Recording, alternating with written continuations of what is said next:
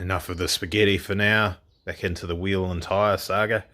So we've already covered this. We started with on the back of the car, in that hole there originally when it drove up the driveway, 235, I think they were 45 17s. We've gone with 19-inch wheels. That's what the customer liked, the style of wheel and everything. Tried to get a 275 30 19 to there, pushing our luck a little bit. It would have worked if we'd gone for a slightly higher ride height. I didn't want that. I don't think the customer wanted that. So this is a 265 30 19. Yokohama, New Zealand were really, really good, and let us swap the 275s. That wouldn't normally happen under normal circumstances. You buy the tyre and fit them. That's it, you own them. But they helped us out, so that was great. So then, still just, it was pretty marginal. It was going to work, but I wanted better. So our, yes, the bench is a mess. No, I don't want to work on the wiring today. It's Friday. This is a nice day though. Look outside. We're going to go and do something fun. There's those dogs again. Going to do something fun later on. Might show you in this video. So here's our spacer that we had on there. That's a 20mm spacer from, where's his logo? Oh, I can't find his logo. Sorry, Bradley. There it is. It's upside down. There it is. Savage Performance and Spares. So we got those from them. Now, this is a Nissan adapter, and it was fitted onto, as you know, it's a Ford 9-inch diff. Right, so the spigot or the hub boss or center or whatever you want to call it. This bit here, not the same diameter as that bit there. It's not the same as what's on the inside of that. That is why that has been machined, so that that spigot's correctly onto the end of our Ford diff. There's like maybe 1/4 millimeter. Wouldn't even be 1/4 millimeter play in that. So you don't want it to seize on there, but you want it to locate nice and snug. So to do that in my lathe, because of the size of the chuck and everything, I can actually show you. If I try and put that on there, what happens is one of those studs will connect with the jaws. At least one. So I had to take all the studs out to get it to fit. I don't want to take all the studs out on these second set. I want to try and avoid that. So what I can do is I can knock the studs out of one of these old ones that we've already taken the studs out, press them out in the press over there that's hiding beside the hoist. Press them out, put that in the lathe. Sorry about the camera work this morning. I'm shocking. And I can bolt that on there and do the little bit of machining that I want to do, and take that one out and bolt the other one on, and then we don't have to take the studs out of two adapters that we want to use. They'll go in there without having the studs removed and put back in. And these ones here, I'll just keep those for something else later on down the line. Right, you don't need to see me doing that. I'll just get on with it and it'll be done.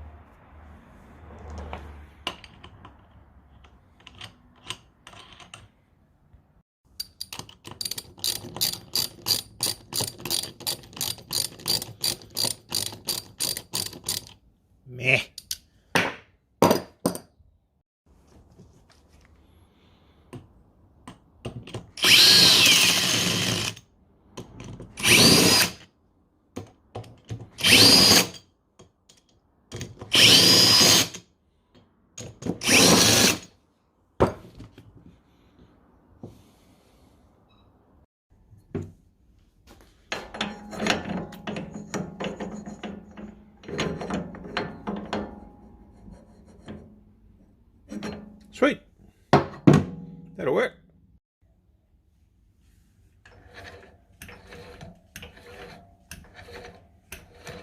Yeah, it's close enough for what we're doing.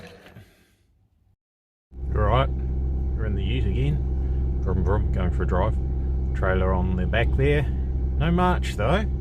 So we're getting something else that's four-wheel drive, twin turbocharged and Nissan. Let's go and have a look and see what that is. Alright, so destination 1 to pick up GTR. Poor little GTR had a little bang, but we're fixing it. It's just taking a while. Oh, there's no plate. We're good. I was going to dodge the license plate, but there isn't one, so that's fine. No, deregistered. Deregistered, but that's all right.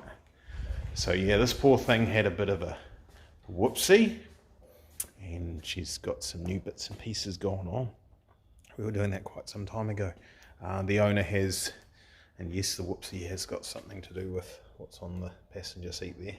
The owner has relocated, so he's got to be out of the house by 4 o'clock today, this property. It's nearly 2 o'clock, so we better get this on the trailer. Trailer way over there, and we'll go for a drive. Loaded up, ready to go. Look, we picked up the other wheel for the back of the Gloria while we're at it. It's us, we're all tied down. Off to Ohalpo we go. Check these strops are tight before I go. Yeah, they're good. They're good. Rightio. Still a lot of work to go on this. When the fella's finished doing what he's doing with houses and stuff, we'll get that all finished up and get her back on the road. And then I took the weekend off and played with Lego. So not much happened on any of the cars in here. That one, and the one I'm not going to show you just yet. So we got our 26530 19s on here. You're going to need the torch to see that. That's probably about ride height. We've got reasonable clearance here now.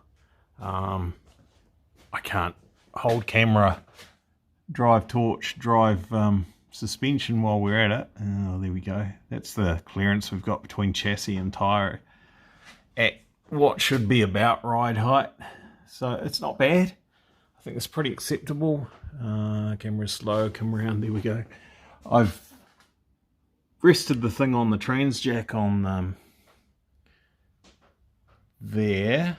Just trying not to show you this secret project. And so you can lift one side up and down and check for how the car's going to react to rolling around on corners as such. And it's all looking pretty good. I'm pretty happy with it. We should be alright. LVVTA rules basically say that, yeah, it can rub every now and then in extreme circumstances, but it should not do under normal use. So we're pretty good. That's our, you know, you do need the light really, don't you? There's our Ford 9-inch in there. It's bloody looking good. I'm going to put the springs back on these shocks now, for now, and I'm going to set up the actual ride height of the vehicle. Then I need to order another couple of fittings, because that fitting there and that fitting there, we just need to change those for a different. This needs to be a 45. This needs to be somewhere around 15-degree fitting, just to help us clear the diff pumpkin and the suspension arms and everything. And then up in here, I've got a couple more mounts to make, and some heat shielding from the exhaust. But that'll be nearly everything underneath the car, all taken care of, and ready to move forward to some other things. I think what's going to happen is, finally, this big beastie can go on the ground, and I'll push it back to where the march is here. There's a few things I want to do, and it's easier on the ground to get the doors wide open, because as you can see, you open the door up, it goes about that far, which is not really all that wide, and you've got to step over these bloody arms on the hoist all the time, which is a bit of a nuisance. So, gee, I hope I'm not giving away what's under that cover. Never mind. So, yeah. Progress is good though. Bit wet outside today, so I don't really want to push that poor old thing out in the rain. So I might go play with some more Lego.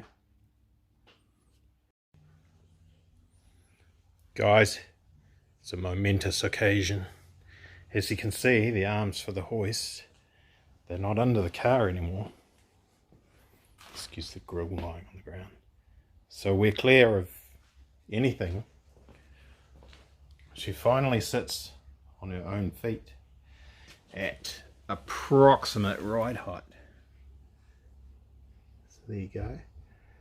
It does look a little lower at the back from this end, but it actually looks lower from the front end. I think, I haven't put the level on it yet, because it doesn't really matter. I think it sits pretty level, so that's all good.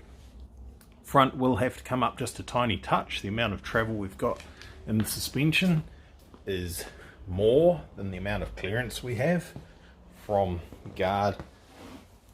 Wow, just crashed the gimbal. Never mind, it fixed itself. More than what we've got from guard to tyre. So we've only got 3 fingers using rough measurements, and we've probably got about 4 to 5 fingers travel. So we have to lift this up just a tiny little bit, otherwise we'll crash into the top of the guard there. Alternatives would be none, really. The sides of this thing are too flat to, look at that V8. Whoa. Sides are too flat to try and bulge out those guards subtly, just to give us a little bit more clearance. You wouldn't get away with that. It would stand out and everyone would see it. It wouldn't look right. Not that the back's actually all that flat. Look at the wobble that's down there. She's had a bit of a punch in the bum at some stage, so she's not a perfectly straight example. So it's about the same, isn't it, really? Yeah, when you look down there. So, oh look, happy faces on the windscreen. So she's, if I gave that a push, it would roll for the very first time on its brand new tyres. Look, it's moving. That's the first time. I'd have to check the date actually. You'll see when the album starts on the Facebook page. That's the first time that car has been off the hoist and actually moved in months. It's got to be 5 months probably. It might be more, it might be 6. so much for it taking like 6 weeks, job done. Like 6 months. Anyway, hey, I'll stop talking. Cheers for watching, guys. Like, share and subscribe if you like what you see. We're getting to the pointy end of the project. A few more bits of spaghetti in here. And the old noisy thing there is ready to go brum brum. Has to come out first though. There's no clutch or flywheel in there and between the engine and gearbox. And there's a bit of welding to do. Some of these panels are not actually stitched in 100% yet. And there's no way I want to be firing this up and getting all keen and sticking it on the dyno and putting all the torque through the chassis without finishing off the chassis. We will twist the car and that will be bad. So we'll get on with that. Whew. It's a big day. There's another little something secret hiding under all that cover there. We'll show you that later on. It's not a huge project, but something pretty cool. So, yep, that'll do. Alright, cheers, bye.